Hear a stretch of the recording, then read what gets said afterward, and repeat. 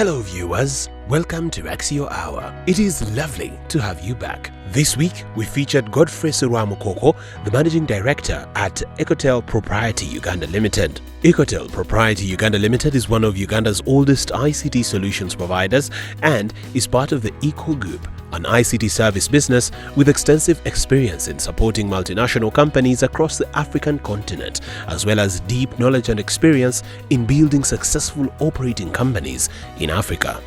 We had a chat with Godfrey on the application of new technology and data in solving complex business problems and creating change within an organization. Godfrey is a successful career communication systems engineer with extensive communications experience and knowledge of the Ugandan market dynamics across the ICT spectrum. He is skilled in information technology, telecommunications engineering, data communications, and system security. Let us hear what he had to say. Ecotel is a very long story for those of you who have been in the industry for a long time. We were incorporated in 1994. That makes us 28 years old as any of the pioneer ISPs. Probably those that remember, we were first incorporated as Wilk and Afsat. Then around 1994, around 2001 or 98, we became Afsat Communications. Then around 2004, we became Iway Africa. Then again about 2007, we merged Africa Online, and Iway Africa maintained the Iway Africa name. And in 2018, 19, early 19, we became Echotel Uganda. Our product dealings, data connectivity on all the platforms. We do terrestrial links on fiber, on wireless. We do satellite links, we do local area networks, we do anything that does data connectivity and its associations in wide area networks.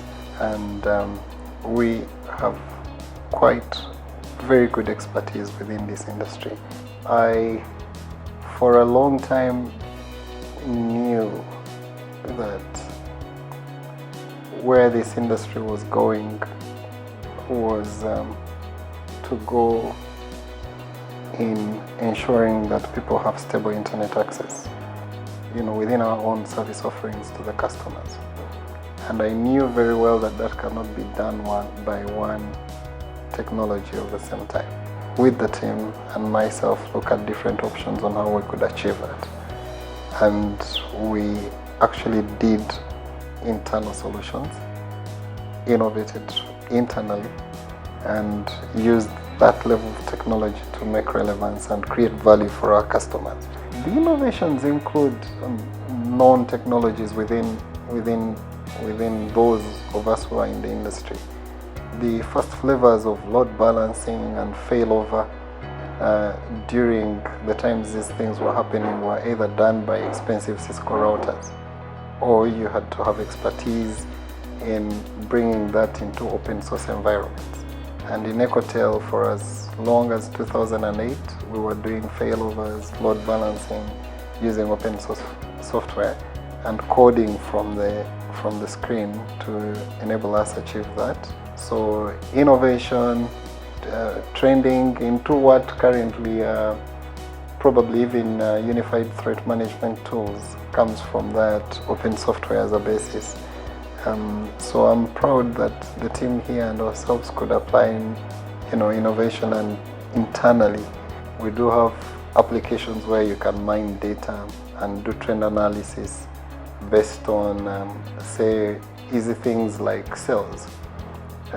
You can say sales is a very technical profession. A person prospects, then they go through the process of selling.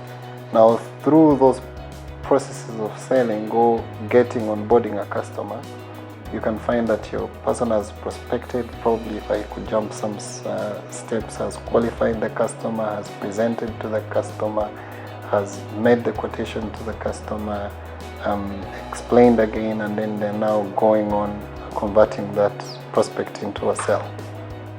When you do study your team, you can actually find out where this sales process is failing. Or if that at which stage you're losing the most sales, then you can apply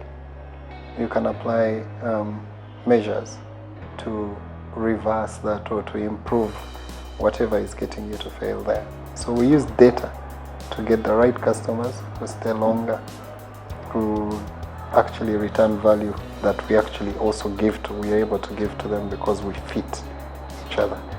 Raxio data center tier 3. Once you say tier 3, it for those in the industry know what it should mean. It means there is a confluence of high quality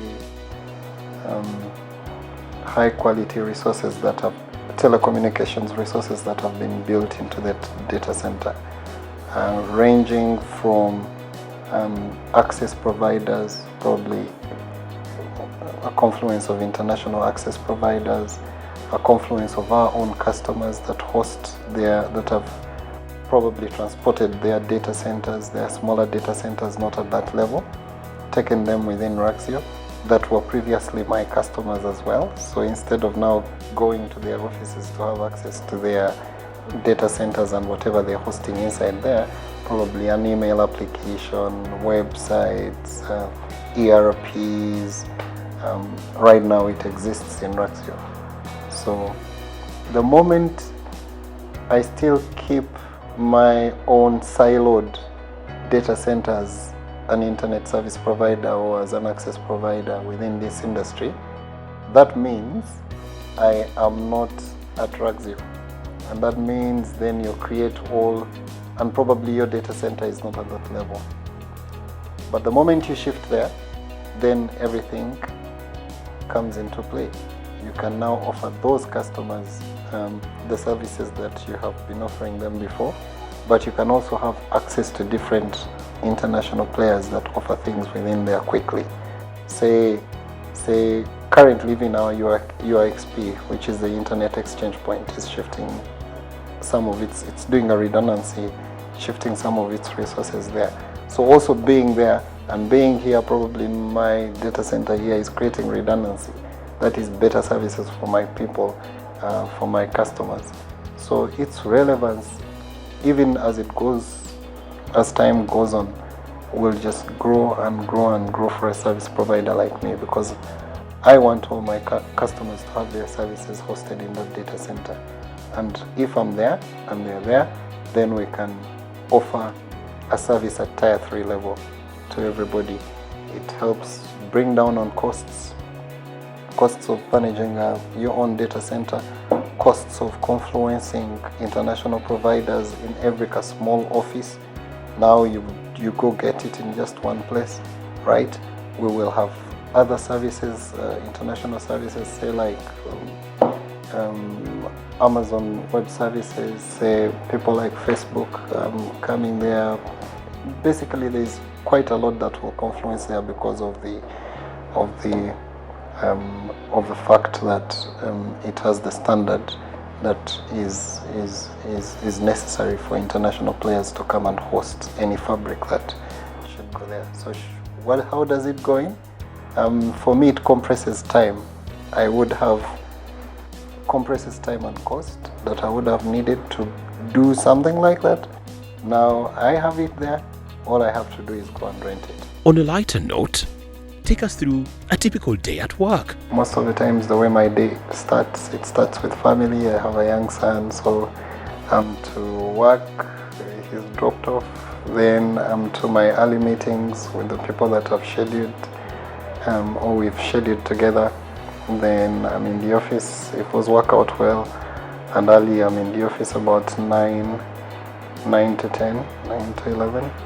And the office, definitely, you leave off with tasks undone, and a schedule of tasks, and the new tasks coming through your admins for your attention, and those are attended to in their categorizations. And basically, internal meetings is a very very big part of my work day. Touching base on the operations, on sticking to strategy, sticking to milestones that we have set, and those meetings will take me late into the afternoon. I am a late leaver of office. I do the heavy lifting from 6 to 10. So heavy lifting work that needs a lot of thought, and reading. I must read. If I don't read, I would feel very bad if I don't read. So reading, 10 is a typical time for me to leave office. Who is Godfrey outside of work? One, I think not one way. I'm a family person. I have my son, who is who is the young one now remaining at home. The rest of them they're in secondary school and going on with their lives. They no longer come to daddy. But this young one, I'm teaching. We are running. We are playing basketball. We are playing darts. We are playing table tennis. We are really doing so many things with him. So that guy is taking most of my time. Thank you, Godfrey, for your time. Before we wrap up, last week, the final investment decision (FID) for the Lake Albert Development Project was finally announced at the Kololo Independence Grounds. This is beneficial to Uganda's developing oil and gas sector and other entities such as Raxio, in such a way that it is a stepping stone to vastly exploring the opportunities that the oil and gas sector presents in extending our footprint and service offerings. Everything is about information these days. So whether it's an industrial park, whether it's an industry, whether it's a factory, whether it's a pipeline, whether it's a refinery, whether it's an airport, whether it's name it, anything and everything that you think can be part of an industrial development project, I definitely think that there's a huge need for a data center in the Albertine region, and I think it's going to really be the next big thing in this country. We are excited about what lies ahead. Thank you for tuning in to Raxio Hour. Have a wonderful weekend.